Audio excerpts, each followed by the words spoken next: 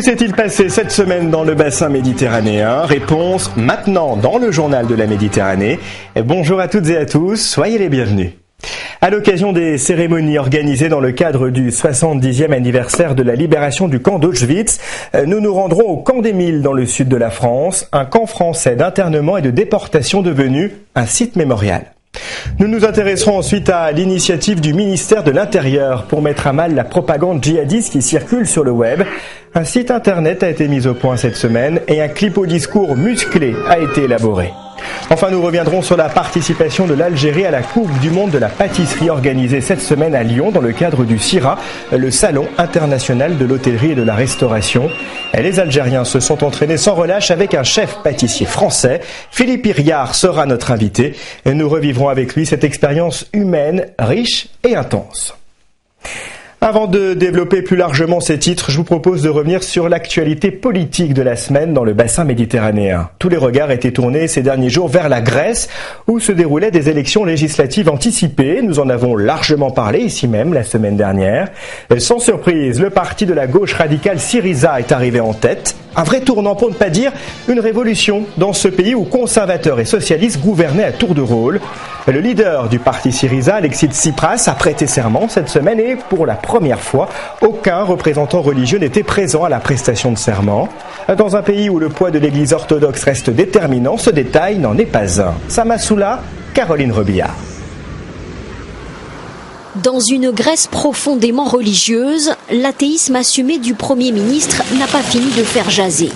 Pas marié, des enfants non baptisés, Alexis Tsipras a osé ce qu'aucun de ses prédécesseurs n'avait osé, non pas tomber la cravate, mais prêter serment en se passant de la Bible et de l'archevêque. Orthodoxe à 90%, les Grecs ont tiqué, mais il n'y a pas eu de levée de bouclier face à cette liberté assumée. Je suis croyant. J'aurais préféré une prestation de serment religieuse, mais puisque la Constitution le prévoit, je n'ai rien à dire. Dans le quartier de la cathédrale, les prêtres n'avaient pas très envie d'aborder la question, préférant évoquer ce qui les rapproche, la solidarité. La bénédiction de la soupe populaire distribuée chaque jour à des milliers de nécessiteux, l'Église et le parti de la gauche radicale seraient, dit-on, beaucoup plus proches qu'il n'y paraît. Je pense que ce gouvernement a plus de points communs avec l'Église que tous les autres gouvernements précédents. Idéologiquement, il est très à gauche, mais il est plus proche de l'Église au niveau de la solidarité et du social. Alexis Tsipras a préféré jurer sur son honneur et sa conscience, mais il a pris soin de rendre visite au chef de l'Église orthodoxe. Un ménagement qui va encore plus loin. Il s'est toujours bien gardé de se prononcer clairement sur l'imposition des biens de l'Église, le plus grand propriétaire foncier du pays. Certes, le Premier ministre de la gauche radicale a rompu une tradition en ne prêtant pas serment religieusement, mais il a toutefois pris soin de multiplier les gestes de respect envers l'Église. Pas question pour lui d'engager une quelconque confrontation avec le puissant clergé grec. Alors, qui est Alexis Tsipras? À seulement 40 ans, il est devenu l'homme fort de la Grèce. La politique semble avoir guidé très tôt. Pour preuve, le nouveau Premier ministre a fait ses premières classes politiques dès le lycée dans les jeunesses communistes. Retour sur un parcours atypique avec Benoît Mousset. À 40 ans, il devient le plus jeune Premier ministre grec depuis un demi-siècle. Drôle d'itinéraire et fulgurante ascension pour Alexis Tsipras, le charismatique leader de la gauche radicale qui apparaît toujours sans cravate. À la tribune, il a souvent l'art et la manière de dire les choses pour convaincre les électeurs. Fini la soumission, fini le chantage. Ses armes, il est fait au lycée, il est militant communiste, puis à la fac comme leader étudiant. À 17 ans, il est déjà sur les plateaux de télévision. C'est au cours de sa formation d'ingénieur qu'il rencontre sa compagne, Peristérea. 20 ans de vie commune, pas de mariage mais 2 enfants. Le plus jeune s'appelle Ernesto, en l'honneur du Tché. En 2008, la crise économique s'abat sur la Grèce. Mais la carrière politique d'Alexis Tsipras décolle. Il prend la tête de Syriza, une coalition de la gauche radicale qui fait de l'austérité son cheval de bataille. Son premier succès politique, il le connaît 4 ans plus tard. En 2012, aux législatives, son parti, à la surprise générale, arrive en 2e position. L'Europe le découvre. Les leaders européens et avant tout Mme Merkel doivent comprendre que la politique d'austérité vient de subir une énorme défaite. Dans son programme, Alexis Tsipras fustige la politique d'austérité de l'Union européenne. C'est donc tout naturellement qu'il est désigné l'an dernier candidat de la gauche pour la présidence de la Commission, un rôle auquel il ne s'attendait pas. Quand on me l'a proposé, j'ai trouvé que c'était une drôle d'idée. Je me suis demandé comment j'allais pouvoir rentrer dans le costume de Barroso. Désormais au pouvoir, Alexis Tsipras va devoir convaincre. Ses opposants dénoncent une utopie politique. Les Grecs, eux, veulent encore y croire. Il y a 70 ans, le plus grand camp d'extermination nazi était libéré, celui d'Auschwitz.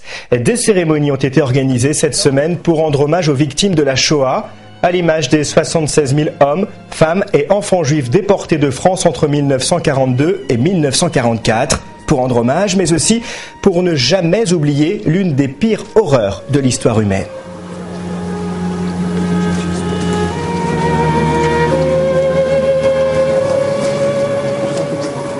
En France, une cérémonie s'est tenue au site mémorial du camp d'Émile, près d'Aix-en-Provence. C'est de ce camp qu'en 1942, 2000 juifs de Marseille et alentours, dont une centaine d'enfants, ont été déportés sur les ordres du gouvernement de Vichy.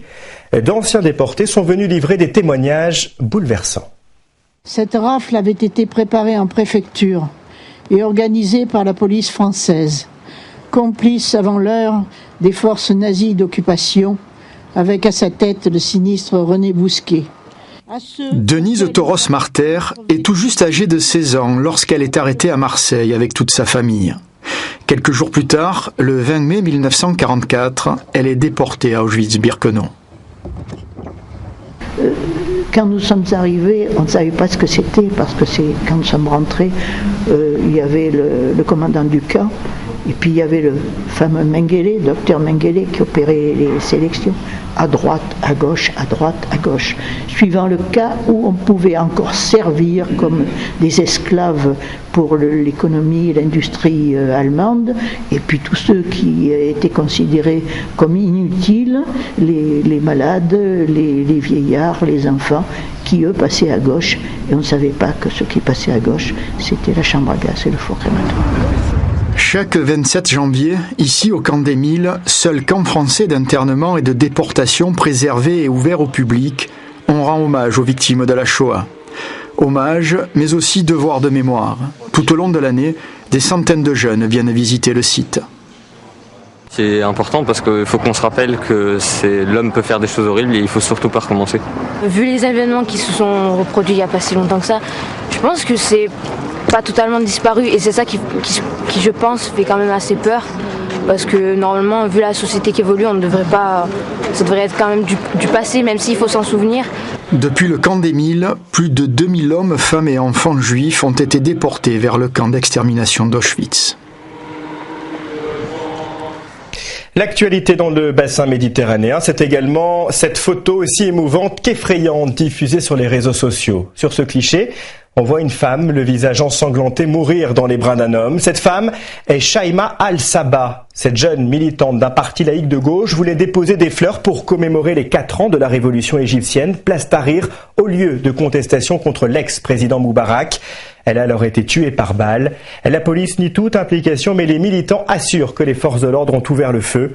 Des manifestantes se sont réunies ce jeudi au Caire pour exiger une enquête sur les circonstances de la mort de la jeune militante.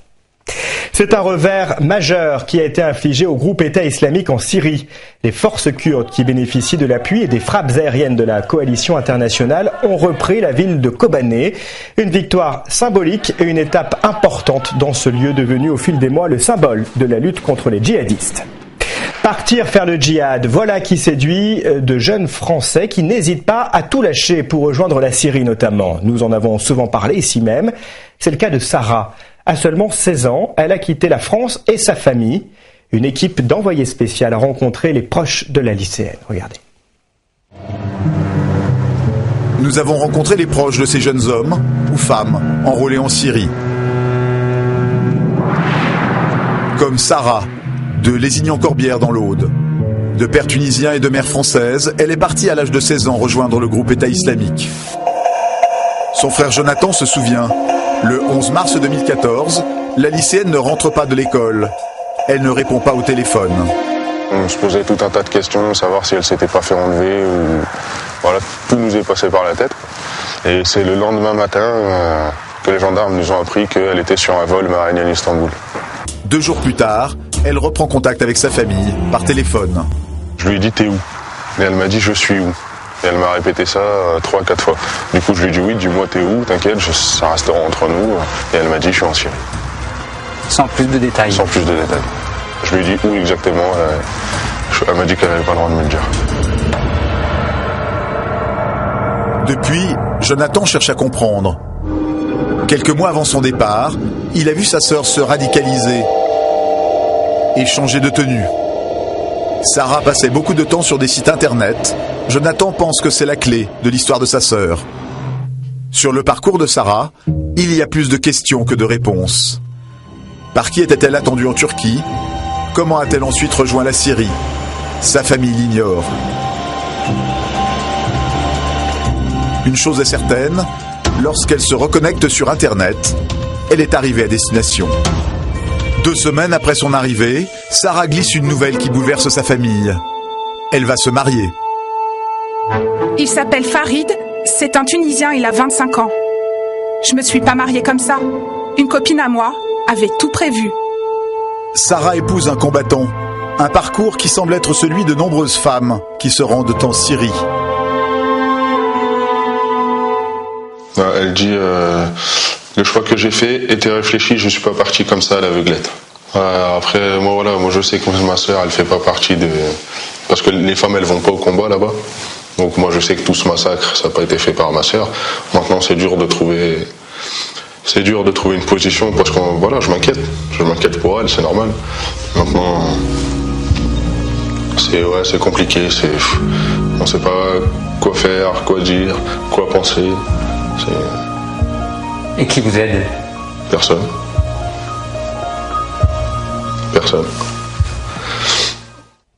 Face à cette situation, le gouvernement a décidé d'agir en s'attaquant à la propagande djihadiste sur le net. Un site baptisé Stop Djihadisme et un clip aux images crues et aux discours sans phare est diffusé au plus grand nombre pour tenter de montrer la réalité de la guerre en Syrie. Ce clip montre les méthodes utilisées par les djihadistes pour recruter des candidats potentiels sur Internet. J'ai des amis là-bas qui se battent, je te mets en contact. L'objectif de cette campagne, lancée aujourd'hui par le ministère de l'Intérieur, dissuader ceux qui voudraient aller grossir les rangs des organisations terroristes. Il faut informer les jeunes de tout ça, c'est une manière de les protéger, les jeunes et les autres. Il faut protéger nos concitoyens. En jaune, ce que disent les terroristes pour attirer de nouvelles recrues en Syrie ou en Irak. En noir et blanc, le cauchemar que vont vivre ces prétendants djihadistes. Ils te disent sacrifie-toi à nos côtés, tu défendras une juste cause. En réalité, tu découvriras l'enfer sur terre et mourras seul, loin de chez toi. Dans ce clip, les arguments utilisés par les terroristes comme le groupe État islamique sont démontés point par point. Un cadavre qui roule dans le ravin, des corps traînés au sol, les images sont volontairement choquantes. Mais pour ce spécialiste, la vidéo ne va pas assez loin. Ce sont des images chocs, mais ce sont des images qui sont relativement masquées par les commentaires et qui sont atténuées par le noir et blanc. Sur la plateforme Stop Djihadisme, on trouve également des outils pour décrypter la propagande terroriste et des conseils à destination des proches de personnes qui se radicaliseraient. Ça peut avoir une certaine efficacité si tant est que les jeunes aillent sur ces sites. Tout le problème est de leur faire visionner ces sites-là. Près de 1400 Français seraient impliqués dans des filières djihadistes, avec dans 9 cas sur 10, un recrutement via Internet. À retenir également dans l'actualité du bassin méditerranéen, le crash d'un F-16 grec en Espagne, une peine de 26 ans et 3 mois de prison requise à l'encontre du commandant du Costa Concordia qui s'est échoué au large de l'Italie en 2012. Mais avant cela, le rapatriement en France du corps d'Hervé Gourdel. Information résumée par Malika Katala et Véronique Dessoudre. 4 mois après son exécution par des djihadistes, le corps d'Hervé Gourdel a été rapatrié lundi en France. Le cercueil, surmonté du sac à dos du guide de haute montagne, a quitté le sol algérien après une cérémonie de recueillement dans la chambre funéraire de l'aéroport d'Alger. Ce transfert intervient après la découverte par l'armée algérienne le 15 janvier du corps du guide niçois dans une région montagneuse, la même où il avait été enlevé le 21 septembre dernier, puis décapité par les soldats du califat, un groupe djihadiste qui a fait allégeance à Daesh. Ce passionné de montagne était arrivé en Algérie le 19 septembre dernier pour faire de la randonnée avec 5 compagnons algériens rencontrés sur Facebook. L'armée française en deuil après le crash d'un F-16 grec en Espagne sur la base aérienne d'Albacete. 11 personnes ont perdu la vie dans cet accident d'avion de combat. Les 2 pilotes de nationalité grecque et 9 militaires français. Le drame a eu lieu en plein entraînement dans ce centre de formation de pilotes d'élite de l'OTAN, l'un des plus réputés au monde. Peu de temps après son décollage, l'appareil a dévié et s'est écrasé sur le parking où se trouvaient alors plusieurs autres avions. Tout s'est passé vite, très vite. Il était en train de décoller et il a viré à droite et s'est écrasé au sol. Selon le ministère français de la Défense, l'appareil a eu une panne au décollage et les 2 pilotes grecs ont tenté de s'éjecter. On est bien sur l'accident absolument improbable d'un avion qui a une panne au décollage, qui dévie très très fortement de sa course et qui vient tomber juste à l'endroit où nous avions des avions qui étaient en train de mettre en route donc plein de pétrole pour partir. Cet accident est la plus grave catastrophe qu'aient jamais subi les forces de l'OTAN en dehors d'une zone de guerre. En Italie, lundi, le parquet de Grosseto en Toscane a requis une peine de 26 ans et 3 mois de prison à l'encontre de Francesco Schettino, le commandant du Costa Concordia, poursuivi pour homicide, abandon de navire et atteinte à l'environnement. La nuit du 13 janvier 2012, il avait abandonné son navire en plein naufrage au large de l'Italie, près de l'île du Giglio. 32 personnes avaient trouvé la mort. Lors du réquisitoire dans le théâtre moderne de Grosseto, les magistrats ont rappelé l'attitude inexcusable du capitaine. Le verdict sera mis en délibéré le mois prochain, un peu plus de 3 ans après le naufrage du paquebot près des côtes italiennes. L'épave partiellement immergée du navire est restée pendant plus de 2 ans à quelques dizaines de mètres de l'île du Giglio avant d'être remorquée vers le port de Gênes en juillet dernier pour y être démantelée. Changeons de sujet, changeons de décor et éloignons-nous de cette actualité douloureuse pour découvrir les coulisses du CIRA, le Salon international de l'hôtellerie et de la restauration. Il se tenait cette semaine à Lyon. Dans le cadre de ce rendez-vous devenu une référence en la matière, la Coupe du monde de la pâtisserie a été organisée. La semaine dernière, nous avons découvert l'équipe algérienne en plein entraînement chez elle, à Alger. Avant de retrouver leur coach français, Philippe Iriart, en duplex de Lyon, revivons ensemble les tout derniers préparatifs, la veille du concours, et vous allez le voir, la pression est forte. Doudoune de rigueur de ce côté de la Méditerranée. L'équipe d'Algérie, au grand complet, prend une dernière fois la porte de service de la pâtisserie lyonnaise. Au terme de 10 jours d'entraînement intensif dans l'arrière-boutique en pleine activité, l'heure est aux ultimes réglages. Celui-ci pourra être amené monté mais non finalisé, c'est-à-dire non coloré. Et nous on est juste derrière le bandage. Je suis stressé moi-même et il ne faut pas que je montre à l'équipe. Parce qu'il faut qu'ils ont un bon esprit pour la compétition. Ils devront porter haut les couleurs de leur pays. On a travaillé durement pour ne pas faire la figuration. On est vraiment venu pour faire un bon résultat. Et ça sera peut-être, Inch'Allah, la surprise du mondial. Sculpture de sucre ou statue de glace, entre pièces artistiques et entremets, la compétition a été répétée pour ainsi dire au chronomètre. C'est comme mon minuteur pour être dans les temps parce que en même temps qu'il y a la sculpture, il faut pouvoir monter l'entremet glacé. Donc à chaque fois, je laisse la sculpture, je vais faire mon montage, je reviens, je retourne, etc. Le défi est technique autant que gustatif ou artistique. Le col tricolore lyonnais, qui s'est déjà rendu 3 fois à Alger pour les mettre en condition, peut, non sans émotion, mesurer la distance parcourue. Ouais, je suis fier parce que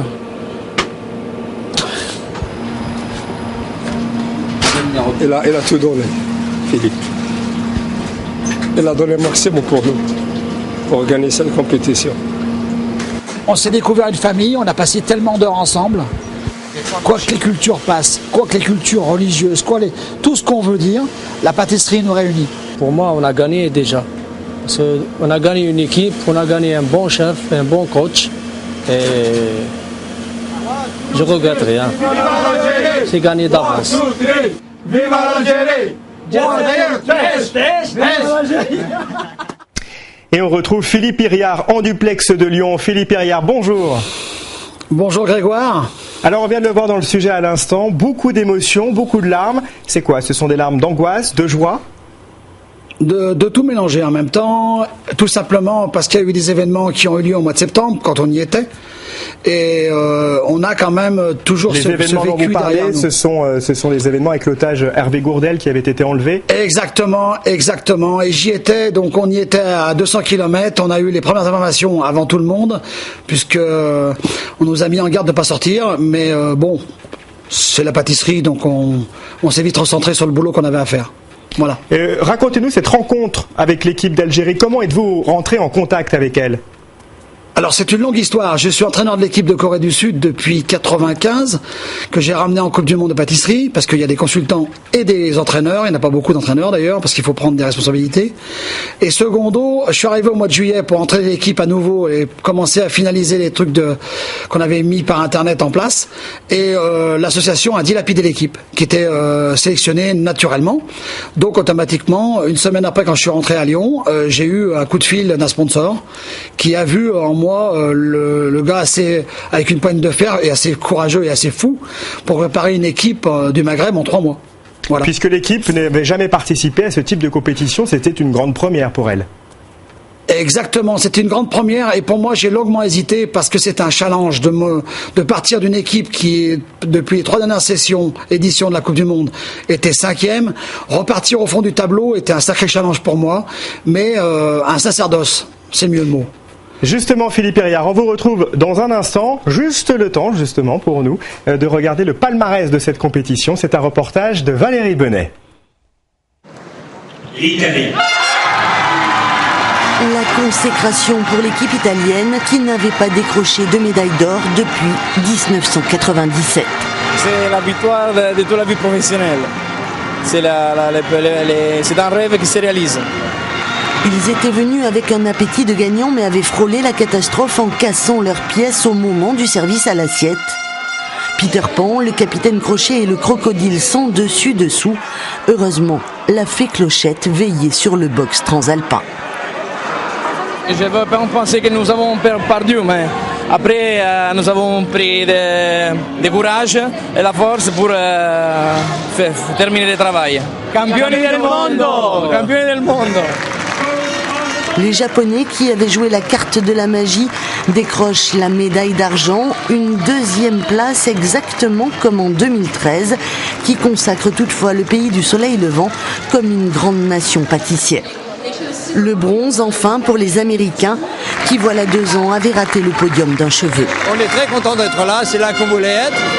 Les autres équipes des 5 continents qui se sont affrontées ici durant 2 jours se partageront prix spéciaux et autres récompenses, voire repartiront les mains vides, mais personne et surtout pas les pays dont c'était la première participation ne regretteront le déplacement. On a vécu une belle aventure ensemble et on a développé une fraternité, une amitié, c'est incroyable, c'est incroyable.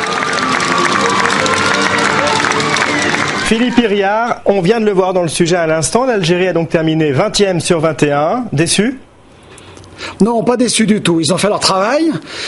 Malheureusement, ils ont cassé la pièce en chocolat, la pièce en sucre un quart d'heure avant, juste de l'exposer sur le buffet. Donc le règlement étant dit, ils ont perdu des points, énormément de points. Mais pas déçu du tout, parce qu'ils viennent de. J'étais content d'amener un pays qui se rejoint la fraternité de la pâtisserie, les grandes familles. Non, pas déçu du tout. Non. Justement, Philippe, je rebondis sur ce que vous venez de dire et c'est vrai que dans les différents sujets que nous avons diffusés, on entend beaucoup les mots fraternité, amitié. C'est aussi ça, la pâtisserie? C'est ça, la pâtisserie. La pâtisserie, c'est un peu le ciment de cet événement et ça fait partie de, comment dire, de ces espèces de challenges. Dans l'effort, après il y a réconfort, il y a dans les backstage, il y a des échanges entre les pays, ça s'échange des cartes de visite, des boissons, même alcoolisées, malgré dans les pays du Maghreb, il y a des boissons alcoolisées aussi qui circulent. Philippe, voilà. Dernière question, que retenez-vous concrètement de cette expérience aux côtés des Algériens ? Une grande valeur, une grande expérience humaine et humanitaire. Malgré toutes les pressions qui se passent à l'extérieur, avec les événements que vous savez d'ailleurs, qu'il y a eu en Algérie et en France, on avait quand même une grosse pression, les Algériens. Philippe Pierrière, merci beaucoup d'avoir accepté notre invitation. C'est moi qui vous remercie, Grégoire. Au revoir. Et j'ajoute que les pays du bassin méditerranéen étaient bien représentés. L'Italie a donc terminé première, on l'a entendu, le Maroc 16e, la Tunisie 18e et l'Égypte 21e. Et je vous rappelle également que vous pouvez revoir l'intégralité de cet entretien et de l'émission d'ailleurs sur notre page Le Journal de la Méditerranée sur Facebook. Je vous emmène maintenant à Marseille pour rencontrer une niçoise. Mado remplit les salles. Sa tournée, qui se poursuit en ce moment même, l'a conduit dans la cité phocéenne. Avec son accent du Midi à peine surjoué, sa gouaille et son humour, Noël Perna, de son vrai nom, séduit. Donne-y la banane pour le goûter. Moi, j'y donnerai un bout de pissaladière. Vous voyez ? C'est on y est, quoi, voilà. Le panier, c'est le vieux Nice. Pour Noël Perna, plus connu sous le nom de scène de Mado, c'est une première. Une visite au Panier, un quartier qui lui rappelle le vieux Nice, là où elle a débuté ses spectacles dans les années 80. Un quartier qui, de manière évidente, lui a suggéré ses personnages. Et là, c'est la proximité des ruelles, vous voyez ? Cette proximité, ça fait qu'on a une proximité aussi de vie. On sait ce qui se passe chez l'autre. Quand on est au premier étage, on voit la voisine très vite. Vous voyez ? On peut lui parler de la fenêtre. Mado, créé par Noël Perna, est capable de tout, mais le fait avec humour et avec beaucoup d'esprit aussi. C'est ce qui fait son originalité. Et samedi dernier, que le samedi, c'est le soir où ma soeur elle passe à la casserole, je disais. Oui, d'abord en 3 minutes, vite fait. Il la laisse même pas mijoter, alors. Et qui c'est qui a encore ? Et on aime bien Mado, de toutes les façons. Ah, voilà. Ah ça oui, on aime bien Mado. Je vous ai toujours bien aimé. Je vous trouve que c'est quelqu'un de... Drôle, mais surtout de représentatif de chez nous, du Sud. Il y a un petit accent, il y a, voilà. Il y a de l'aïoli dedans, il y a, oui, il y a tout. Il y a un peu d'écrit, il y a beaucoup d'amour toujours, parce que c'est le Sud, c'est représentatif. Mado prend racine, c'est le titre du spectacle. Comme d'habitude, chacun en prend pour son grade. S'ils veulent sortir du nucléaire, ils ont qu'à me demander. Moi, j'ai la solution. Les éoliennes, je t'en planterai 2 au milieu de l'Assemblée nationale, tu sais, avec tout l'air qui brasse les politiques. Ça te ferait l'électricité pour toute la France. Fin de la visite, la star du showbiz semble avoir apprécié les ruelles, là où elle a grandi avec tous ses amis. On va la choper, comme on dit à Nice. On se la chope. Et retrouvez toutes les dates de la tournée de Noël Perna sur son site internet noelperna.fr. Avant de se quitter, rendons hommage à une figure du bassin méditerranéen. Demis Roussos, l'une des grandes voix de la variété internationale, est décédée le week-end dernier à l'âge de 68 ans. Né de parents grecs à Alexandrie en Égypte, Demis Roussos chantait aussi bien en grec qu'en anglais, en espagnol ou en français. Il a vendu plusieurs dizaines de millions de disques dans le monde et signé de vrais succès à l'image de son titre « Quand je t'aime ». Très bon week-end, très belle semaine. J'ai l'impression d'être un roi, un chevalier d'autrefois, le seul homme sur la terre. Quand je t'aime, j'ai l'impression d'être à toi, comme la rivière au delta, prisonnier volontaire.